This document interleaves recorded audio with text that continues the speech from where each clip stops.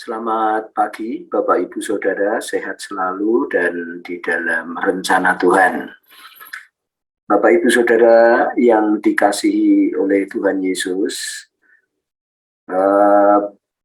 pagi ini kita merenungkan firman Tuhan bersama-sama. Saya mengambil di Lukas 5 ayat 20. Lukas 5 ayat 20 ya Bapak Ibu Saudaraku. Ya, ini judulnya adalah Yesus melihat iman dan itu awal keajaiban. Ya, saya senang melihat keajaiban-keajaiban dan itu sungguh menggairahkan. Ya, hidup di dalam keajaiban berarti hidup di frekuensinya Tuhan, saudara-saudaraku, hidup di frekuensinya Tuhan. Jadi Yesus melihat iman kita dan itu awal keajaiban. Bapak Ibu Saudara, banyak sekali anak-anak Tuhan dan banyak sekali pengharapan-pengharapan di dalam anak-anak Tuhan dan banyak sekali doa-doa kita, banyak sekali saudara-saudara kita merindukan keajaiban-keajaiban terjadi. Itu sangat mungkin. Itu sangat mungkin saya mengatakannya. Sebab ada dasarnya saya mengatakan itu. Dan tentu Bapak Ibu Saudara Pak yang hadir doa pagi hari ini, sangat banyak pengalaman-pengalaman mengenai keajaiban-keajaiban itu sendiri, saudara-saudaraku ya. Mengenai mujizat yang Tuhan berikan bagi Bapak Ibu Saudara semua. Tentu pagi ini yang mendengarkan dan berdoa bersama-sama banyak mengalaminya. Tetapi izinkan hari ini saya membahas sedikit, hanya sedikit Bapak Ibu Saudara, mengenai awal dari keajaiban itu, gitu. Awal dari hidup yang ajaib itu. Bapak Ibu Saudara, firman Tuhan di Lukas 5 ayat 20 itu mengatakan demikian. Ketika Yesus melihat iman mereka, jadi saya garis bawahi, Yesus melihat iman, ya. Ada yang ke depan akan saya bahas, Yesus tidak melihat iman, tetapi Yesus mendengar iman. Jadi Bapak Ibu Saudara harus melihat dan mendengar, dan semua itu pada Yesus. Saudaraku, Yesus ini yang pagi ini saya bagikan adalah Yesus melihat iman. Saudara-saudaraku ya, Yesus melihat iman, tetapi saya juga mendapati di Alkitab Yesus mendengar iman. Nah, Yesus mendengar iman mereka, ya, saudaraku ya. Itu awal keajaiban terjadi, saudara-saudaraku ya. Nah, saya harus katakan bahwa keajaiban atau mujizat terbesar dalam hidup kita adalah Yesus mengampuni dosa kita. Yesus mengampuni dosa kita. Silahkan renungkan sepanjang hari ini. Anda belum terpanggil, Anda belum diampuni dosanya, Anda masih hidup sebelum bertobat dengan Anda sudah bertobat. Silahkan bandingkan, Bapak Ibu Saudaraku. Ketika Yesus memberikan pengampunan kita, ketika Yesus menghapus dosa kita, di situ kita yang dahulu, saudaraku, tidak mengenal Allah, kita yang dahulu menjadi mungkin bermusuhan dengan Allah, kita hidup dengan semena-mena, kita hidup dengan sia-sia, kita hidup menurut apa yang kita anggap baik, kita tidak punya persekutuan dengan Allah. Tetapi ketika kita bertobat, lahir baru, menerima Tuhan Yesus, dosa itu dihapus, saudara-saudara, yang pasti Anda jadi mengenal Allah Sang Pencipta dunia ini. Allah Sang Pengcreate, saudaraku, penggagas, saudaraku, dunia ini. Anda bisa bersekutu dengan Dia. Itulah, saudara-saudaraku, mukjizat terbesar, saudara-saudaraku. Ya, dahulu kita tidak kenal Sang Pencipta, tetapi justru sekarang kita mengenal Dia, bahkan kita beroleh persekutuan dengan Dia.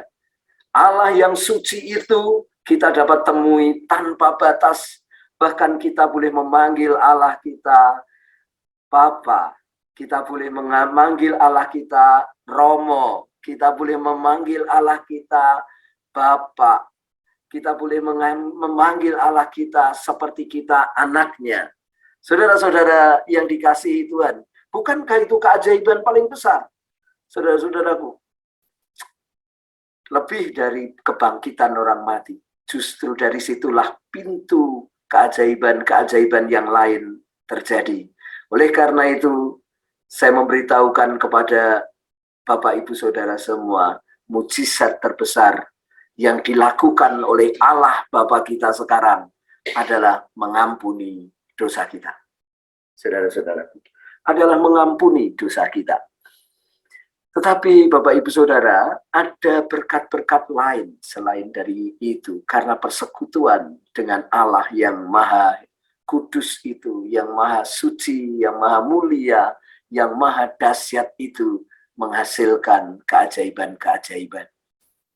Saudara-saudaraku, ini ada cerita bahwa Yesus melihat iman dari 3 orang, yang satu sakit, yang 2 orang adalah pengusung sang sakit, lalu dia mendodosi atap rumah orang, saudaraku, dan menurunkan orang itu supaya Tuhan sembuhkan dia, lalu sembuh. Saudaraku, lalu sembuh.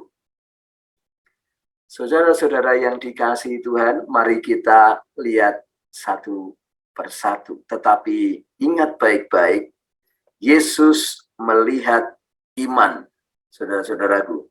Ada nanti Yesus mendengar iman.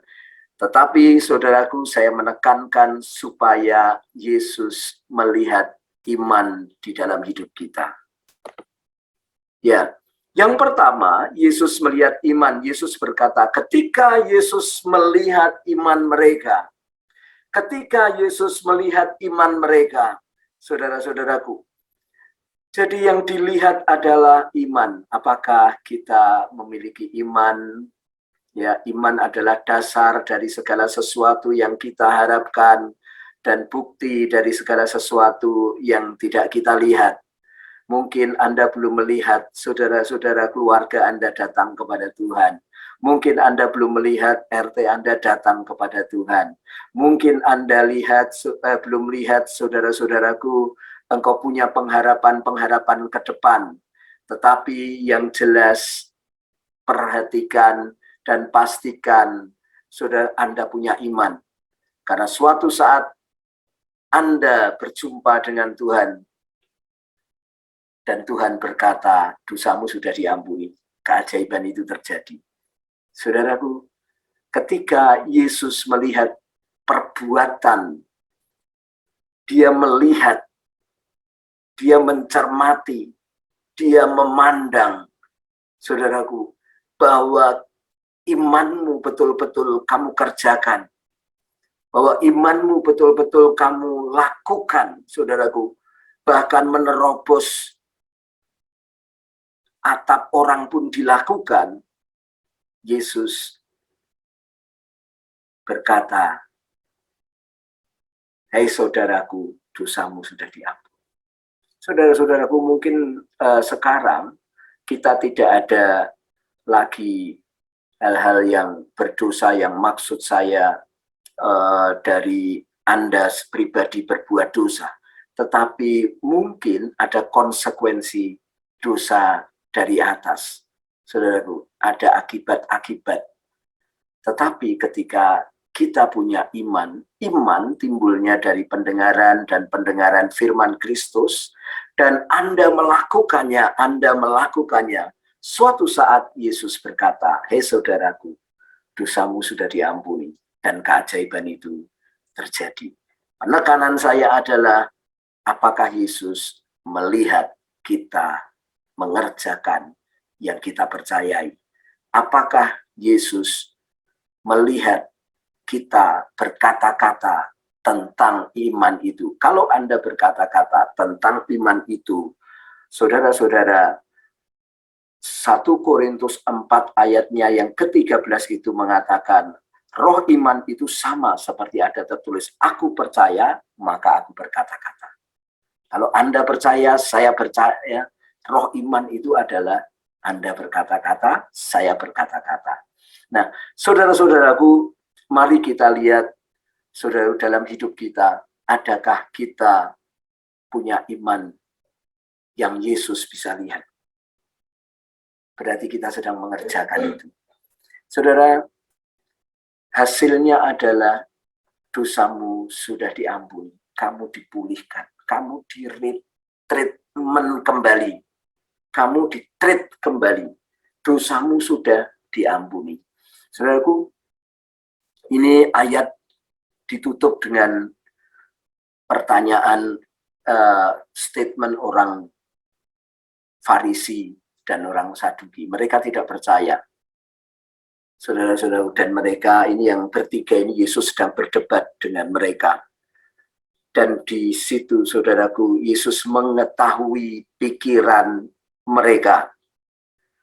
Yesus mengetahui pikiran mereka. Ketika saya study Bible sendiri, saya melihat asal katanya dia pakai adalah logika mereka. Yesus orang Farisi, orang Saduki ini tahu pikiran mereka. Yesus tahu pikiran mereka. Itu dipakai katanya, Yesus tahu logika mereka. Kadangkala, saudaraku, kita tidak perlu melogika. Kita hanya perlu mengerjakan kepercayaan kita. Suatu saat Yesus melihat dan Yesus berkata, "Hei saudaraku, dosamu sudah diampuni, bangkitlah dan bangunlah." Dan itu dikerjakan, kita dipulihkan, kita disembuhkan, kita mendapat apa yang kita gumulkan, kita mendapat apa yang dipercayakan, dan itu membuat kebangkitan dalam hidup kita, itu membuat keajaiban dalam hidup kita terjadi. Saudara-saudara, kita hanya butuh, kalau kita percaya, roh iman itu berarti mengatakan kita berkata-kata dan kita mengerjakannya. Suatu saat Yesus lewat. Yesus, saudaraku, berkata, "Hei saudaraku, dosamu sudah diampuni. Hei saudaraku, kamu sudah dipulihkan. Kamu sudah dibangkitkan. Kamu sudah sembuhkan." Kita mengalami kebangkitan. Kita mengalami keajaiban. Mari Bapak Ibu Saudaraku, biar iman kita dilihat oleh Yesus. Tuhan Yesus memberkati. Mari kita berdoa.